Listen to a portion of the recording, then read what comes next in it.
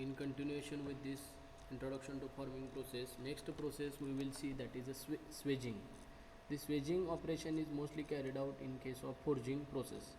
That is, you can see here biaxial compression is applied on this billet to change its cross section. Means if this billet is having a large circular cross section which does not have any kind of practical application, at that time its circular cross section is reduced and we will use it in the practical application. Means bidirectional compressive force is acting on the billet so that we are reducing its cross section, and that process is called as a swedging process. And generally this swedging is performed by using the swedge block. In case of forging operation, forging equipments, we are going to study the swedge blocks, and that swedge block is used for swedging operation. Bidirectional compressive force is acting on the billet so that you can deform it, that is the swedging. Next is drawing operation. Drawing operation is classified into two types, that is deep drawing and shallow drawing. Deep drawing means if the length of the drawn component is more than its diameter, then it is called as a deep drawing. And shallow drawing means if the length of the drawn component is equal to or less than diameter of the component, then it is called as a shallow drawing. Now example of deep drawing is glass. Means whatever आपण घरामध्ये जो glass use करतो for drinking of water, that glass is made up of steel. That जो glass आहे, that glass is the example of deep drawing. And जे फुलपात्र आहे, that is small pot, that is the example of shallow drawing. You can see here this blue color is the sheet metal which is deformed by the application of the force by using this punch. Punch will descend in the downward direction and it will deform this sheet metal. Now these are the strippers. इथं साईडला पंच साईडला दोन दिसतात grey कलरचे. these are the stripper. Function of this stripper is to remove this sheet metal to stick to this punch. पंचला ते sheet metal चिकटून बसू नये.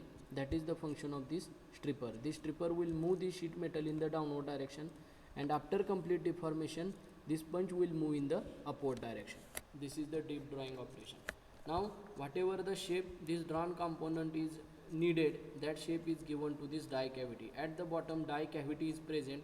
In that die cavity we have to achieve deformation of the metal, and that operation is called as a drawing operation, deep drawing or the shallow drawing.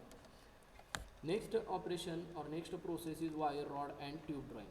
Now whatever wires you are seeing in the electric cables, these are manufactured by drawing operation. Again whatever tubes we are using in the chemical storage tanks or the cooling down system or the heat exchanger tubes are required. That tubes are also formed by using the tube drawing operation. And rod for the construction of the building, whatever rods we are using, that rods also can be manufactured by the drawing operation. Now how this drawing operation will takes place? Now these two are the dies, and through that die we have to draw this wire, rod or tube in the forward direction, and to this front portion, this is the annular section, and to that annular section we have to attach the gripper. Means uniaxial tension and compressive force is acting. Means along the x-axis tensile force is acting, and along the y-axis compressive force is acting on the metal so that its a deformation is achieved. Because if we have seen in the Google Meet also that output of continuous casting process is blooms, billets and slabs. Blooms and billets are having a square cross section and slab is having a rectangular cross section. And these components as such they don't have any kind of practical application because they are larger in cross section, so that we have to reduce its cross section, and for that purpose we can use these deformation processes. Wire, that is, you can see that wire is having very small diameter which is used in the electrical cables or optical fiber network. Metal wires whatever we are using, that metal wires are made up of this drawing operation. Again tube drawing means it is not the manufacturing process of the tube. Only by using different processes like tube rolling, again forging, punching or casting, all these processes are used for manufacturing of the tube. Only correction to that tubes is made by the tube drawing process. Correction to the tube means if tube is manufactured as a circular cross section and I have square application of the tube. At that time, the correction in the cross section of the tube is made by using this tube drawing process. Again, if I have to reduce the thickness of tube and proportionately if I have to increase its length, at that time tube drawing operation is advisable. Tube drawing is not a manufacturing process of the tube, it is only the correction in the tube which is previously made by tube rolling, forging, casting or punching processes. Now this is the wire rod and tube drawing deformation process. Next is straight bending. You can see in the figure, bending of that plate is carried out in the 90 degree, means one side of that plate is fixed and force is applied to the another side so that you can bend that plate in the upward direction and we can use that plate in the practical application. This is the straight bending operation. This is also one kind of a deformation process, means by the application of the pressure or the force, deformation of the metal is achieved into the desired shape. Now we will see one by one types of forming process. According to temperature of the raw material, these forming processes are classified as a cold working, warm working and hot working. But major only two types are there, that is cold working and hot working. Now one by one we will see. This first is cold working. Deformation of the metal below recrystallization temperature is known as cold working. Means at a normal room temperature we are carrying out deformation of the metal. That process is called as a cold working. Now whatever types we have seen in that wire rod tube drawing is a cold working process, cold rolling is there, cold forging is also there, hydrostatic extrusion process is also cold working process. Again drawing process, that is deep drawing and shallow drawing, is also cold working process. Means in all these processes deformation of the metal is carried out at a normal room temperature or without heating. That's why this process is called as a cold working. It is generally performed at room temperature. Cold working offers some distinct advantages and for this reason cold working process have become extremely important. Now which will be the advantages? Because furnace is not required. Again, as a furnace is not required, the cost of the operation will be reduced.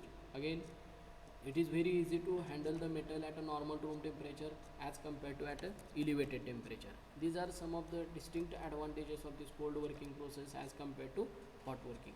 Now what will be the warm working process? If temperature of the material is in between cold working and hot working, at that time the process is called as, or the working is called as warm working. एखाद्या मेटलवरती आपण काम करत असताना त्याचं temperature आपण increase केले, it is more than normal room temperature but it is less than plastic deformation temperature or the recrystallization temperature. At that time that working is called as a warm working. Now these are the advantages of cold working. No heating is required, we don't have to heat the metal. Again better surface finish is obtained because as and when temperature of the metal increases, atmospheric oxygen which is present in at 21%, it is going to react with the metal and it is forming its oxide, that is surface finish will get damaged. Again dimensional control is good in case of cold working, therefore no secondary machining is required. Better strength and fatigue and wear properties of the material. Strength, fatigue and wear properties of the material are more in case of cold working as compared to hot working. Contamination problems are almost negligible. There is no contamination of atmospheric oxygen with the metal. These are the advantages of cold working operation. Disadvantages: higher forces are required for the deformation. Pay attention, very important property, mechanical property of the metal is the ductility, and all the deformation processes moves around the ductility. As a material has a more ductility, its deformation will be easier task. Understood? Now ductility is directly relating with the temperature. As the temperature of the metal increases, its ductility will increase, and at a normal room temperature ductility is less. That's why higher forces are required for deformation. Heavier and more powerful equipment is required because ductility is less at normal room temperature. Heavier and more powerful equipment is required. Less ductility is available. Metal surfaces must be clean and scale free.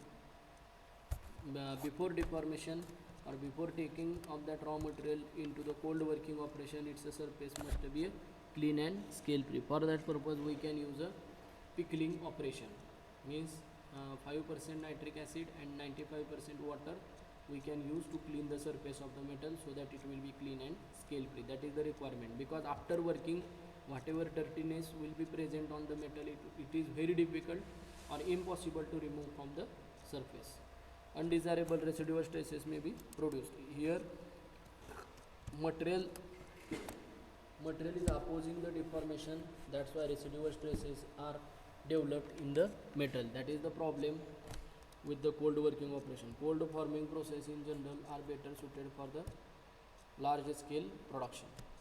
Here, as capital investment is more in case of cold working operation, that's why it is only suitable for the large scale production of the parts, because tools, dies or the equipments are having a more cost.